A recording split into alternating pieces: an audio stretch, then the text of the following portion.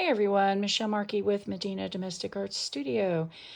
Today's video is going to be about how thin can you get your DTF lines and still have enough glue on the back for them to stick. Now this is an experiment. I am planning to recreate my Zen by the Sea quilt using 100% DTFs. And I want to flip these around. I want to show y'all something here. I can barely see the glue. Now, this is not the printer's fault.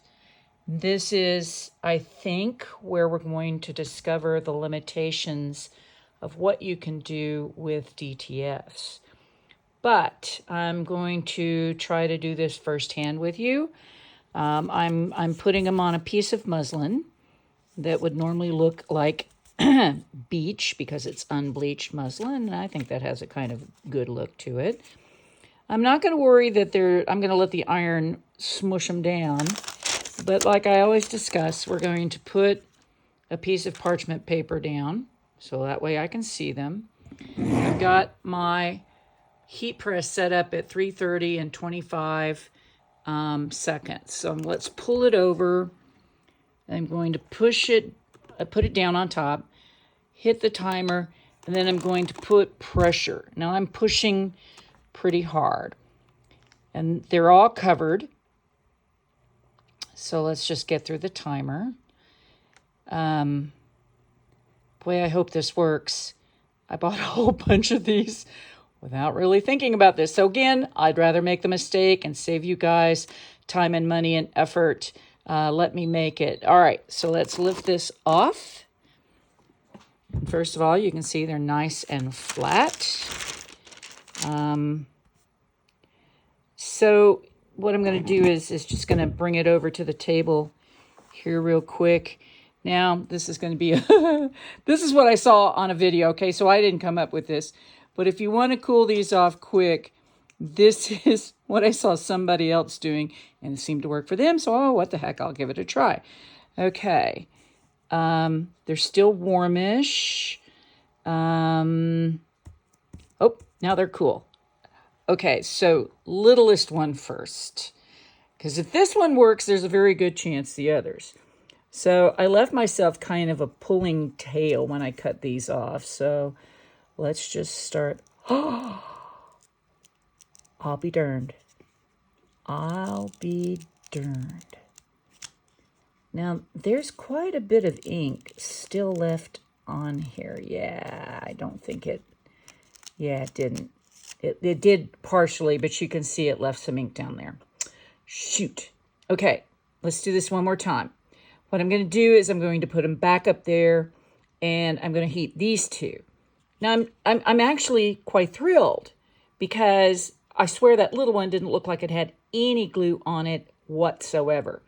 So when something like this happens and I'm doing a test, I always repeat the heating process. So once again, put these back on, come down with the heat press. It's very possible that my heat press, even though it says it's already at 330, wasn't really quite there because I had just turned it on. And I think if you've heard me in class, I always say, let your iron heat up for 5 minutes. So let's give this a whirl and see what's shaking here. I like the cooling thing, though. That seemed to work, too. Okay, now let's pull this off again. Let's use that little cooling trick over here. Wave it in the air. And I don't know why it's cooling off so quickly, because it's Texas, y'all, and it's already in. It's been yesterday in the 90s. I think today's hitting 90. We might get a little cool off, but I think basically our spring is just about over with. Okay. Still, oh, this one's somewhat cool. Okay, once again, I'm going to grab a corner and just start lifting. Wow. Tiny bit of ink on there. So the second press did it, or the press was just hot. So there is a tiny bit of ink. Does that really matter? because I'm going to be coloring these? Heck no. Woohoo! Let's pull the other one. So again, very carefully.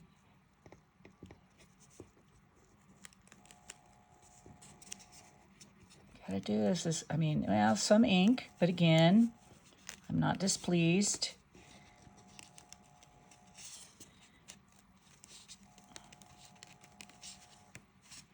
All right, looks like we got it. Okay, very good. Very little left. So woohoo!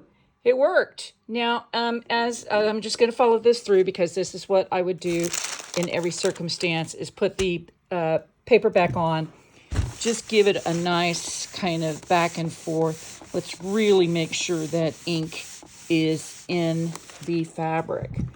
Wow, I'm pumped because if you could see all the various different shells and critters that I have bought to recreate Zen by the Sea, I was going to have a rather disappointing reaction to this all because I was really hoping this would work. And I feel like for what it is that I'm going to be doing, that I had even used this little shell without any problem. So there you go. Your lines can be uber thin. Now, if you know anything about points versus inches, there are 72 points in an inch. And this is, by the way, how all these printers and everybody works, on how many points thickness a line is. If I'm not mistaken, I believe that this is 1 point, very thin, okay? So I want it very thin because obviously I want to spend a lot of time coloring and getting I just wanted a very bare outline. So I'm excited. I will post more information as I continue to work on the quilt. And as always, leave comments and questions below. And thanks for watching.